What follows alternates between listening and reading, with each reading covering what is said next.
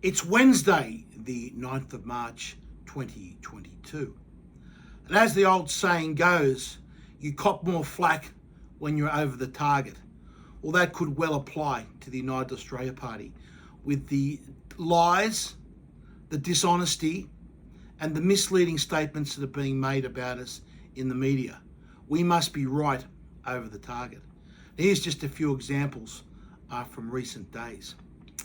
Firstly, we had our friends at the ABC, taxpayer-funded ABC. Now remember, the ABC has a charter that it must oblige by, and has an Act of Parliament that the ABC must oblige by. And that says the ABC, here it is, section 8.1c, that is the duty of the board to ensure that the gathering and presentation by the corporation of news and information is accurate and impartial. Accurate and impartial. Well, let's just have a look at how accurate and impartial this report was, or this skit or comedy section, if they want to call it that, which has very little humour in it. That was broadcast not on some comedy channel, but it was broadcast on the ABC's 7:30 report, their premier current affair shows, in a week, the very same week that we had the Russian invasion of the Ukraine, the potent talks about a nuclear war in Europe, and we had massive flooding and loss of life down the eastern seaboard. This is what their ABC thought they'd put to air as accurate and impartial.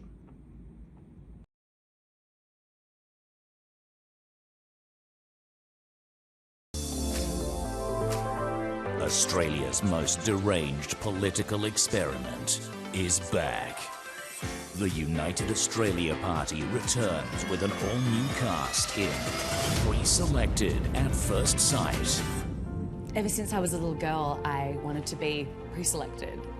Ideally to a real political party, but if not, the United Australia Party is fine.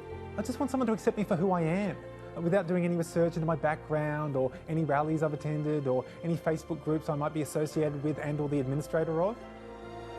The party's vetting experts have somehow whittled down 151 applicants to just 151 candidates. A lot of partners don't get me. You know, they keep saying I'm like anti-vaccine when really I'm just pro not getting vaccinated. I'm sorry, that is just dishonest and deceptive by the ABC. The idea that we had 151 candidates and there are only 151 applicants is just false lies. It is misinformation. It is deception. We had over 2,000 candidates put their hands up and fill out formal applications to run as a candidate for the United Australia Party. We had a team of 5 to 6 people spending weeks going through all those applications, looking at the details. But the ABC, with that piece on their 7:30 report, has caused Australians to believe things that are false. And the ABC did that for one purpose. They were aiming a direct hit at the United Australia Party. It's a direct hit to try and undermine our candidates. The ABC's entire purpose of this was to defame our candidates, so they would be held up for ridicule and contempt in the public. But sadly, this is just so typical of the ABC today. Take another story from the ABC. This one here, from the 25th of February. Clive Palmer's UAP is spending big in the upcoming federal election. Here's what we've learned about the candidates. It goes on to quote here an associate professor of politics at the Australian Catholic University, Ben Moffat.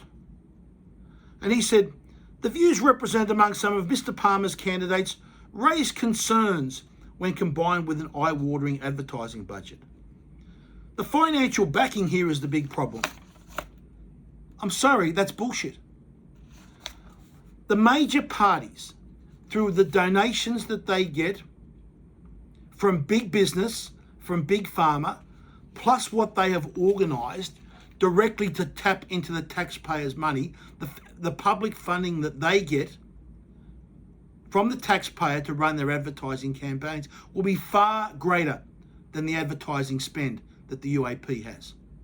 What is the real threat to our democracy is how these two major political parties, these duopoly, use so much of taxpayer resources to run their election campaigns that it makes it so difficult for any third party to get a look in.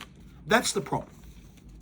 And then this Ben Moffat, who's later described as a doctor, Ben Moffat. I don't know if he's a medical doctor. He appears, according to the detail here, and just an associate professor. He says, this is published by the ABC. We can't blame the United Australia Party for spreading false vaccine science, end quote. The coalition government has done the same thing with taxpayer money in giving George Christensen, Jared Rennick and Craig Kelly a wide berth to spread all kinds of vaccine misinformation. Now again, I'm just sick. I've had a gutful of this. If someone is going to accuse us of spreading misinformation, say exactly what we said that you believe is misinformation.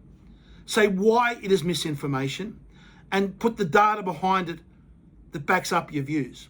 But they never do this. This is the modern way the left debate today. They just throw out, misinformation. They use it as a slur to defame people. We're not going to have any more of this nonsense. I'll be starting defamation action against the ABC for this. We'll be sending them a concerns notice and demanding an apology because they are not only in breach of their charter, it is the ABC that is spreading misinformation. Everything that we have talked about the vaccines, whether myself or the United Australia Party, has simply been to quote experts in the field or to quote science, often the peer-reviewed science that puts an alternate view to the press releases that are put out by Pfizer. And if we look what's happened over time, almost on every occasion, we have been right. The people spreading the lies and the misinformation has been Pfizer. And over in the US, there's CDC.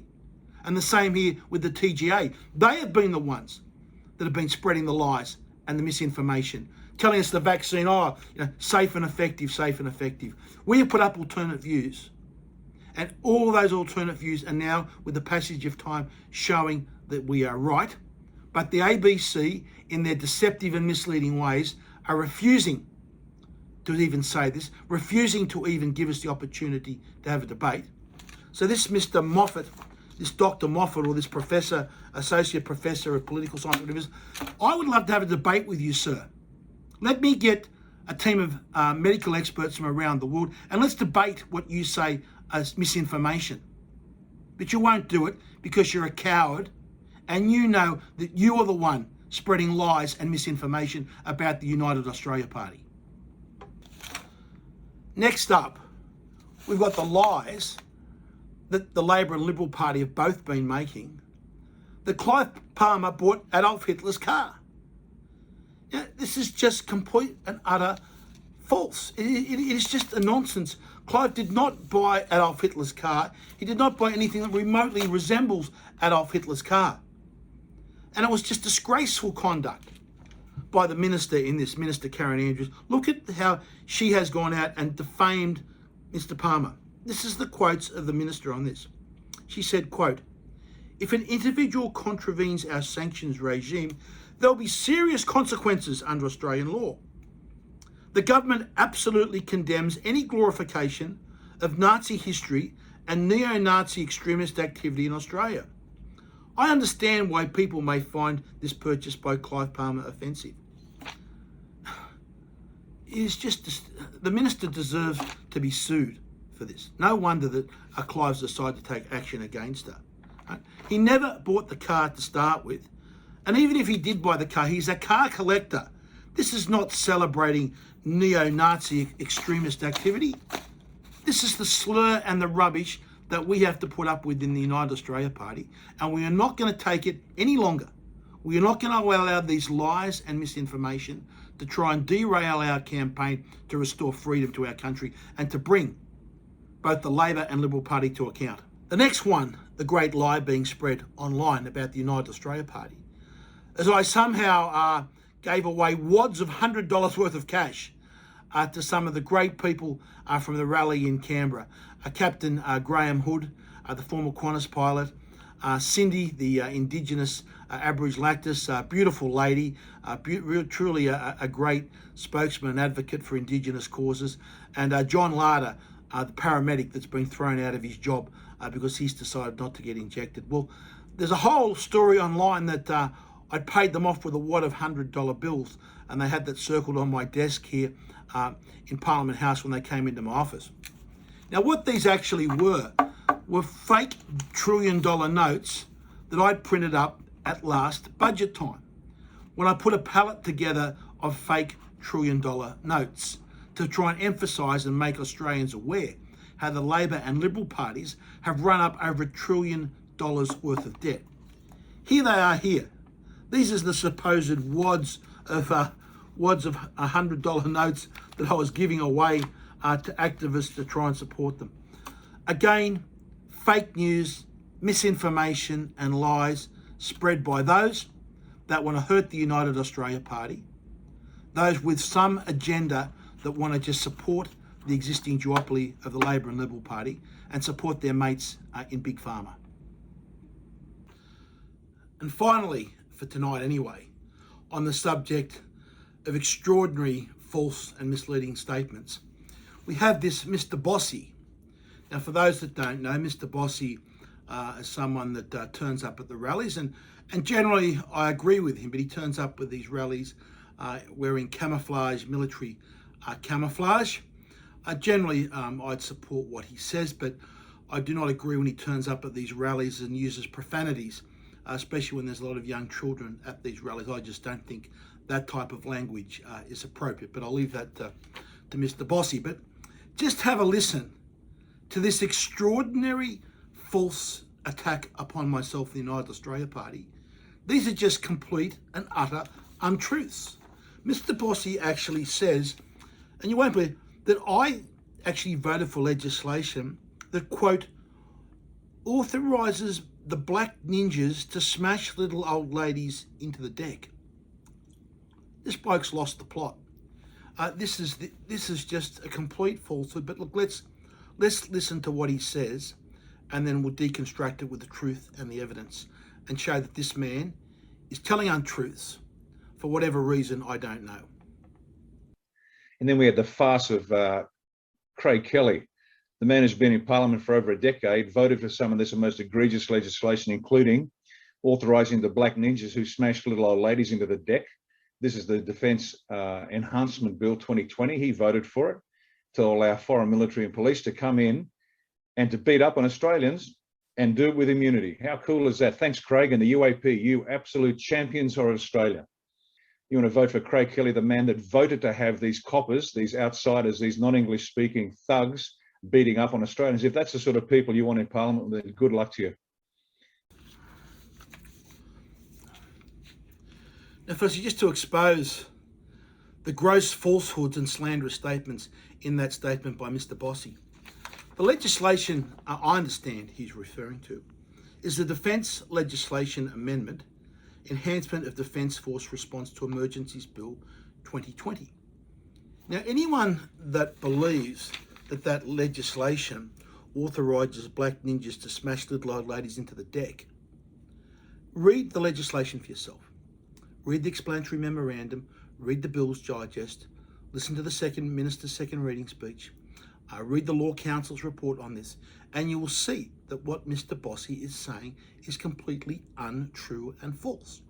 Now, firstly, to go through this, the background to the need for this legislation and what it does and why it was imposed is because when we have natural disasters, everyone says, send out the army, to help our state emergency services personnel, which is fair enough.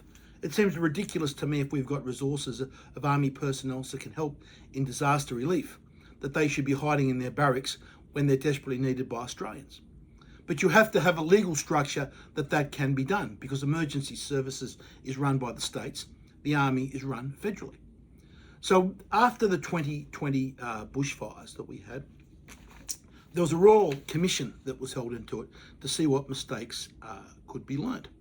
And this was one of the comments to that Royal Commission by senior ADF officers. And they said, one of the consequences of this has been an area, a lesson out of the season, that's the bushfire season, that is leading us to conduct a review, is that there are limitations for defence personnel when they are providing a response under the aid to civil community frameworks, where the level of protection to defence personnel is not equivalent to other emergency service responders.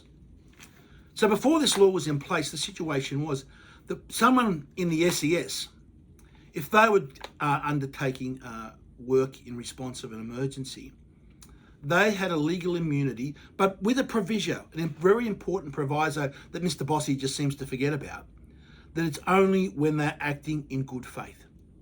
So a state emergency worker, for example, if he cuts down a tree and he does so and that falls down on someone's house or someone's car, he could potentially be legally liable for those losses or damages. But with the legislation in place, providing he's acting in good faith, he can't be held criminally or civilly liable for his conduct. Now, it seems to me only fair that those provisions are also held by the ADF and the SES if they are working beside each other.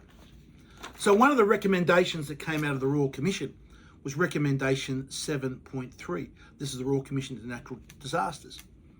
And the Royal Commission said, their recommendation was, the Australian government should afford appropriate legal protections for civil and criminal liability to Australian Defence Force members when conducting activities under an authorisation to prepare for, respond to, or recover from natural disasters.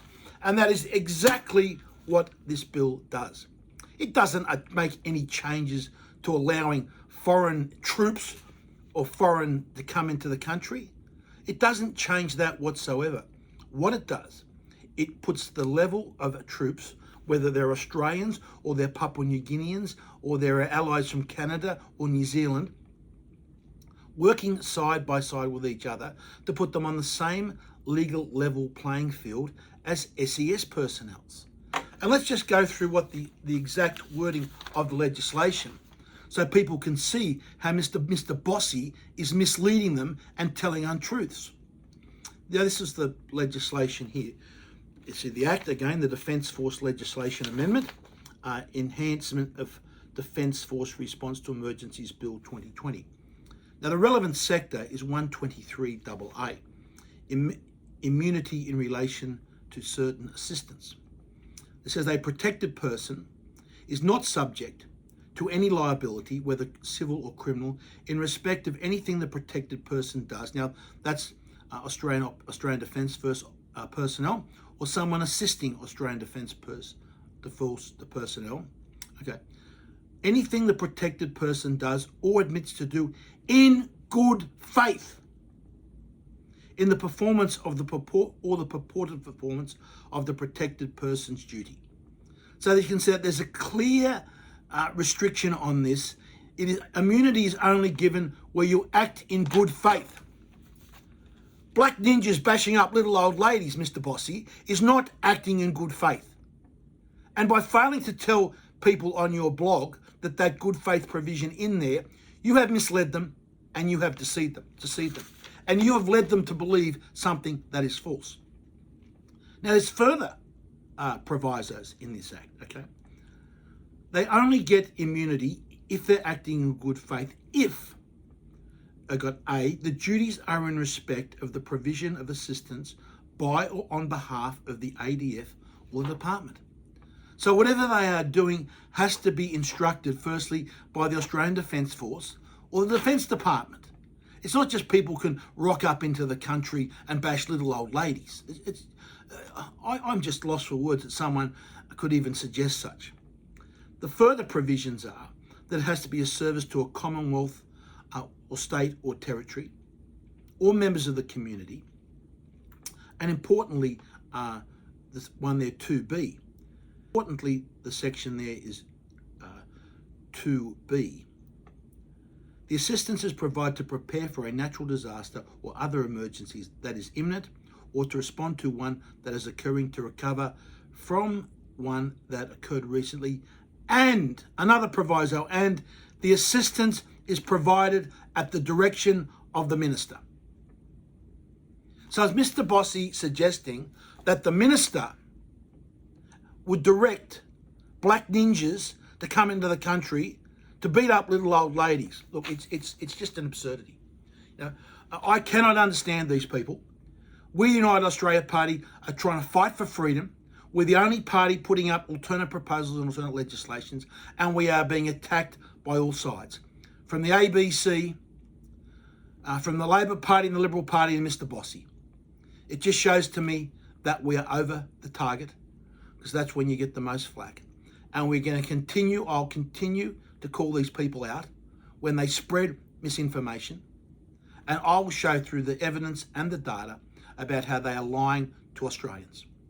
If they're lying to you, one question you should ask yourself: if these people are lying to you about one thing, what else are they lying to you about?